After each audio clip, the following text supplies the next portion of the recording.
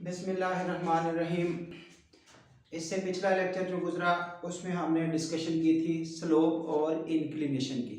Inclination एक angle का नाम है जो कोई स्ट्रेट लाइन एक्स एक्सिस के साथ बनाती है, और अगर उसी एंगल का टेंजेंट कैलकुलेट कर लिया जाए तो that is called slope of that line. तो अभी वही लेक्चर कंटिन्यू है, यानी कि उसकी कंटिन्यूटी का मकसद ये है।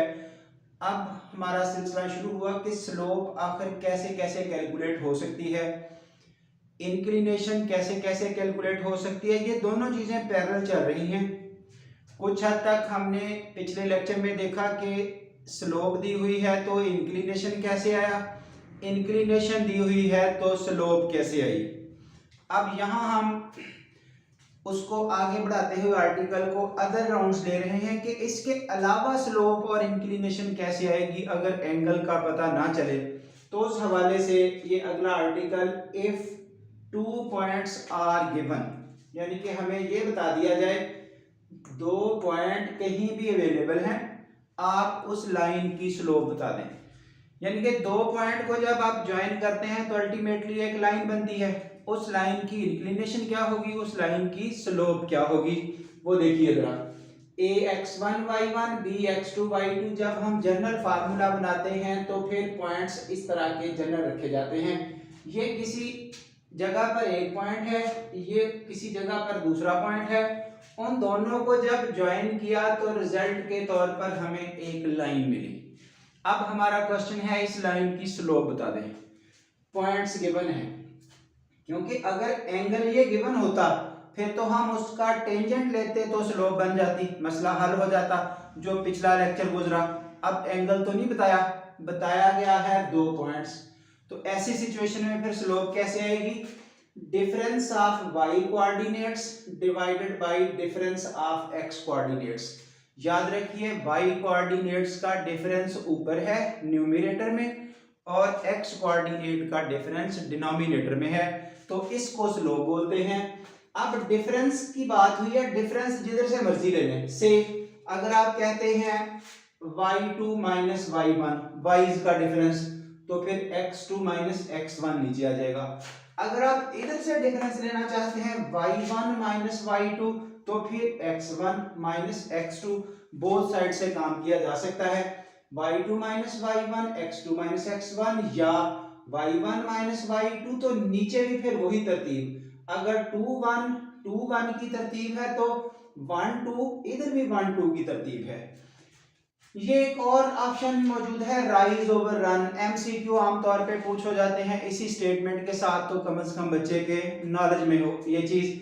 मैट्रिकुलेशन में भी ये चीजें यूज हो रही होती है, राइज ओवर रन। इस पॉइंट से हम जब यहाँ पहुंचे, ऐसे टेढ़े टेढ़े जैसे सीढ़ी पर चढ़ा जाता है, इस तरह हम यहाँ ग्राउंड पे खड़े होके सीढ़ी पर चढ़ते चढ़ते यहाँ पहुंचे। तो इस जगह पहुंचने के लिए कुछ डिस्टेंस हमने इधर को ट्रेवल किया, कुछ डिस्टेंस हमने ऊपर को ट्रेवल किया। एक्चुअली हम टेढ़ी लाइन पर जा रहे हैं। टेढ़ी लाइन पर जब जाएंगे तो हम इधर को भी जा रहे हैं, हम ऊपर को भी जा रहे हैं। बिल्कुल ऐसे ही अगर हम स्ट्रेट जा रहे हैं तो हम ग्राउंड पे जा रहे हैं।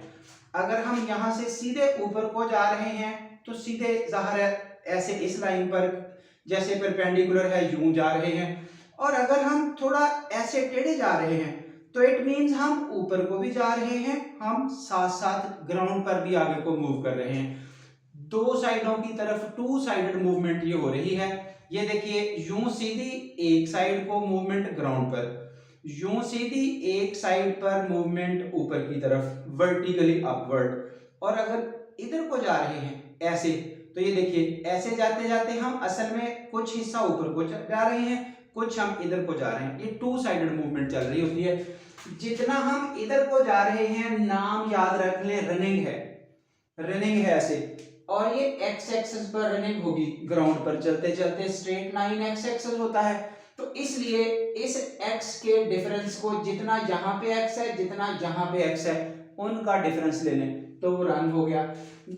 ये ऊपर को y की वैल्यू जाती है, जितना यहाँ y है जितना यहाँ y है उनका डिफरेंस वो आपका हो गया राइज। ये नाम से भी क्लियर है, राइज ऊपर को जाना।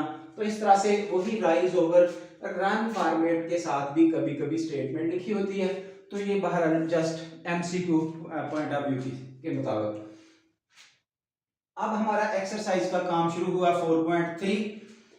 जो फर्स्ट क्वेश्चन है ये हमारे स्मार्ट सिलेबस में नहीं है, स्मार्ट सिलेबस में ये 3 से शुरू हो रहा है, मजबूरी है, अदरवाइज हम ये समझ नहीं पाएंगे सारे कुछ को। जो कुछ स्टडी किया वो किसी जगह पे जब यूज किया जाएगा, अगर उसकी प्रैक्टिस ना हुई तो फिर वो फजूल होगा। अब प्रैक्टिस के लिए इधर उधर की एग्जांपल्स लेने की बजाय बुक वाली ही ली जा रही हैं।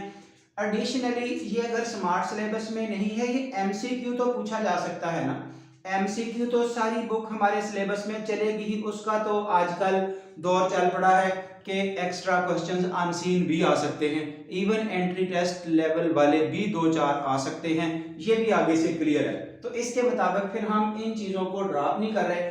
एक तो एमसीक्यू के फायदे हो जाएंगे, दूसरा हमें ये प्रैक्टिस मिल जाएगी इन चीज़ों को हैंडल करने की।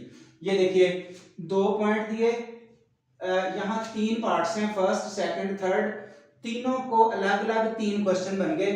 पूछा क्या गया है यहाँ पर, नंबर 1 स्लोप बता दें, नंबर 2 इंक्लिनेशन बता दें। अब क्लियर हो जाना चाहिए, फर्स्ट लेक्चर में क्या था, इंक्लिनेशन दी हुई थी, स्लोप बता दें, स्लोप दी हुई थी, इंक्लिनेशन बता दें, वो m = tan थीटा से लिंक हो गया। अब हम मजबूर हो गए हैं ना, स्लोप भी पूछ लिया है, इंक्लिनेशन भी पूछ लिया है, जिन दो को हम अल्टरनेटली पहले लेक्चर में यूज कर चुके हैं वो दोनों ही अननोन है। हाँ जी, एक पॉइंट दिया, दूसरा पॉइंट दिया, इससे ये दोनों बतानी है। हाँ जी, स्लोप वाइज का डिफरेंस 11 - 4 ओवर ये एक्स का डिफरेंस। अब डिफरेंस हमने इधर से लिया है ऐसे, तो ये भी फिर इधर से, इसमें से इसको माइनस किया तो इसमें से भी इसको माइनस करें। ये लिखा हुआ स्ट्रक्चर आपके सामने है, ये 7 कट चुका, m स्लोप को m से डिनोट करते हैं और फिर m की कीमत आपकी 1 हो चुकी। जब आपने अब थीटा निकालना है तो वही फार्मूला m = tan थीटा जो फर्स्ट लेक्चर में गुजरा, इससे पिछले वाले में m की कीमत लिखी। अब tan यहाँ से इधर जब शिफ्ट होगा तो वो tan इनवर्स बन जाएगा। tan इनवर्स 1 को कैलकुलेटर से हल करें तो ये π/4 या फिर 45 डिग्री, π/4 रेडियन में है, 45 डिग्री आपका डिग्री मेजर में है। ये थीटा की कीमत, ये रही आपकी इंक्लिनेशन। ये जरा तीसरा पार्ट लें, यही 4, 6, 4, 8, स्लोप डिफरेंस ऑफ y, इसमें से इसको माइनस किया तो इधर से इसमें से माइनस करें, ऊपर आ गया 8 - 6 2 difference of y over difference of x, x वालों का डिफरेंस नीचे, y वालों का डिफरेंस ऊपर, 2/0। अगर डिनोमिनेटर में 0 आ जाए तो उसका आंसर इन्फिनिटी होता है या अनडिफाइंड, ये कैलकुलेटर एरर देता है सिंटैक्स, 2/0 = अनडिफाइंड के नहीं बताया जा सकता, सो इन्फिनिटी। अब स्लोप हो गई इन्फिनिटी, जब स्लोप इन्फिनिटी है तो आगे m = tan थीटा, ये tan इधर शिफ्ट होके हो गया tan इनवर्स। अब कैलकुलेटर इन्फिनिटी लिखेगा ही नहीं, ये देखिए अजीब सी कहानी है ना कि कैलकुलेटर पर tan इनवर्स आप आगे इन्फिनिटी लिखने की कोशिश करेंगे तो यू गेट नथिंग, और अगर वहां 2/0 लिखने की कोशिश करेंगे तो क्या बनेगा, सिंटैक्स एरर, फंस गए ना। यानी कि ये वही हालात है ना कि क्वेश्चन मैंने क्यों लिखा, एमसीक्यू पूछा जा सकता है, किसी जगह यूजेबल हो सकता है, स्मार्ट सिलेबस में नहीं भी है तो किधर जाना। सो नोट करें पॉइंट, ये ऐसे ही नहीं सारा कुछ दिया जा रहा कि सब कुछ क्यों कर रहे हैं। ये देखिए हमें पता है tan π/2 का आंसर इन्फिनिटी होता है, जो हमें टेबल से याद है या कैलकुलेटर से याद है। कैलकुलेटर इसका tan 90 का हल करेगा इन्फिनिटी, जब हम tan को उधर शिफ्ट करेंगे तो उधर जाके वो बनेगा tan इनवर्स इन्फिनिटी, इस तरह से। अब tan इनवर्स इन्फिनिटी की कीमत आप लिखेंगे π/2 या फिर आप लिखेंगे 90 डिग्री। ये रीजनेबल पॉइंट्स हैं जो याद रखने वाली बातें हैं। अगर कुछ ना समझ आए तो फिर यूं ही समझ लें, इन्फिनिटी स्लोप किसकी होती है, y एक्सिस की, y एक्सिस का एंगल x एक्सिस के साथ कौन सा है, 90 डिग्री, दैट्स इट। तो ये भी ये ओरल हल है। हाँ, ये एक और बात समझानी है, जब नेगेटिव आंसर्स आना शुरू हो जाए, पिछले लेक्चर में भी प्रॉमिस किया था कि उस वक्त क्या हालात होंगे। ये 2 पॉइंट हैं, स्लोप निकाली जा रही है, change in y over change in x। अब डिफरेंस ये देखिए, इधर से इसका डिफरेंस, इधर से इसका डिफरेंस सॉल्व करने के बाद हमें 7 + 2 9, नीचे -1, तो आंसर इज -9। स्लोप का इशू खत्म हुआ, स्लोप तो पॉजिटिव नेगेटिव जो भी आए। अब एंगल निकालना है, m = tan थीटा, m की कीमत लगाई, tan इधर आके इनवर्स हुआ, ये नेगेटिव साइन tan से बाहर निकलता है वो लिख दिया, थीटा की कीमत। अब यहां से मूव करते हुए जब इधर आएंगे तो tan इनवर्स 9 कैलकुलेटर से इसका हल होगा, ये माइनस तो हम बाहर निकाल चुके हैं, वैसे -9 भी लिख लेंगे, वो खुद ही माइनस आंसर भी दे देगा। फिलहाल माइनस बाहर निकालने वाला वे थोड़ा माइंड में रखिए, माइनस बाहर आ गया। अब इतने का सर्कल वाले का हल किया तो ये सोल्यूशन, उसको डिग्री मिनट सेकंड में कन्वर्ट करने के लिए आपने ये सिंबल प्रेस करना होता है, पहले पॉइंट्स वाली कीमत, ये प्रेस करेंगे तो ये आंसर। ये अब नेगेटिव फॉर्मेट है, नेगेटिव एंगल तो एक्स एक्सिस के नीचे होता है। अब एक्स एक्सिस के यानी कि क्लॉकवाइज एंगल पॉजिटिव होते हैं, एंटी क्लॉकवाइज नेगेटिव होते हैं। ये जिस जगह भी बात करेंगे clockwise angle positive, anti clockwise angle negative होते हैं। ये मसलन यूं समझ लें, ये हो गया एक्स एक्सिस, ये हो गई लाइन, ये जब इधर को एंगल मेजर करेंगे पॉजिटिव, जब यहां से नीचे को एंगल मेजर करेंगे तो नेगेटिव आता है। ये नेगेटिव एंगल का मतलब एक्स एक्सिस की पॉजिटिव साइड के साथ कैसे जवाब देना है, तो उसका हल फिर उस आंसर को पाई से माइनस कर देना है, या 180 से माइनस करेंगे तो खुद ही हमारी पॉजिटिव वाली साइड का जवाब बन जाएगा। So that is 96 degree 20 minutes. और ये आपको अगर यहीं से हल करना है तो ये मिल जाएगा, बहरहाल मिनट सेकंड में जवाब दे सकते हैं, डिग्री मिनट सेकंड।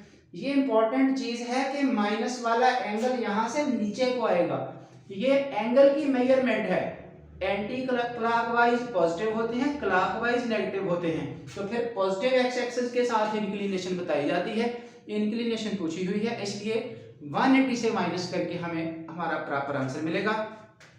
अब आइए, ये हमारा स्मार्ट सिलेबस के रिलेटेड काम है, तो ये देखिए अब कितना आसान हो जाएगा। यहाँ 3 पॉइंट दिए हुए हैं, show that these lie on the same line.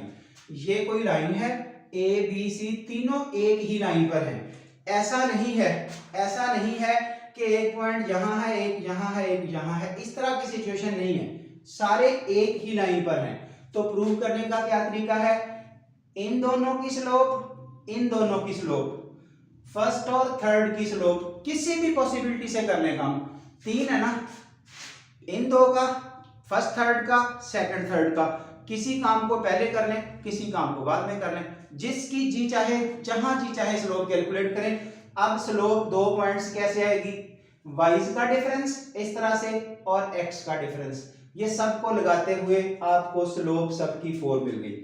अगर स्लोप जिन जिन की, इनकी स्लोप भी वही है, इनकी भी वही है, फर्स्ट थर्ड की भी वही है, इससे पता चलेगा पॉइंट्स एक ही लाइन पर हैं। जब एक ही लाइन पर आने की वजह क्या है, जब आपके स्लोप इक्वल हो तो वो पैरेलल होती हैं लाइनें, पिछले लेक्चर में पढ़ा गया। अब पैरेलल होने का मतलब या ऐसे होंगी या ऐसे होंगी, तो इट मींस एक ही जगह पे वो लाई कर रहे हैं। इस तरह से ये पॉइंट स्लोप क्लियर इक्वल होने की वजह से आप जजमेंट कर सकते हैं।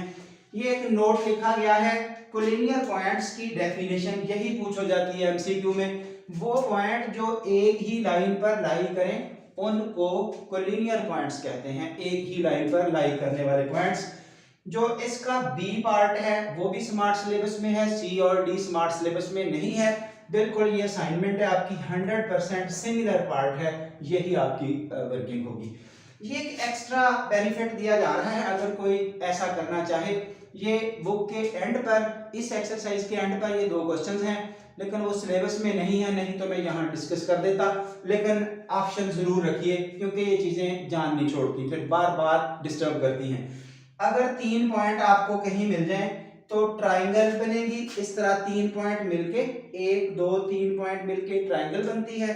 इस ट्राइंगल का एरिया फाइंड आउट करने को अगर कहीं कहा जाए तो ये उसका सोल्यूशन होता है 1/2, आगे ये x1y1 x2y2 x3y3, वो तीनों पॉइंट तरतीब में लगा दें, लास्ट 1 1 1, ये आपका एरिया ऑफ द ट्राइंगल है। अब हमने इन्हीं तीनों पॉइंट्स को यूज करते हुए, ये देखिए -1 -3, आगे 1 5, आगे 2 9, 1 1 1 last column as it is. जब इसको सॉल्व किया तो हमें 0 मिल गया। इट मींस 3 पॉइंट्स ने ट्राइंगल बनानी थी, फिर वो एरिया भी बनना था। अगर वो एरिया नहीं बना, एरिया 0 बना, तो इट मींस ये वाले पॉइंट इस तरह नहीं होंगे, ये पॉइंट इस तरह होंगे, एक यहाँ है, एक यहाँ है, एक यहाँ है। क्योंकि अगर ये पॉइंट फर्ज करें यहाँ होता तो इन्होंने मिलके यूं ट्राइंगल बना देनी थी। ट्राइंगल ना बनने का मतलब है एरिया 0, और इससे भी कोलिनियर प्रूव हो जाते हैं। इसलिए ऐसा करने के बजाय कोई ये डिटर्मिनेंट हल करके आंसर 0 आ जाए, तो इससे भी ये point lie on the same line prove हो जाते हैं। ये अल्टरनेट वे आपको समझाया है एरिया ऑफ द ट्राइंगल के हवाले से, ये जो भी लिखा गया है वो पढ़ सकते हैं। तो ये आपके पास एक स्पेशल आर्टिकल था जिसमें आपने स्लोप कैलकुलेट कैसे करनी है जब 2 पॉइंट दिए जाएं। ये थ्रू आउट दिस चैप्टर जो बच गया है, डेली हर लेक्चर में ये चीजें यूज होंगी। Thank you very much.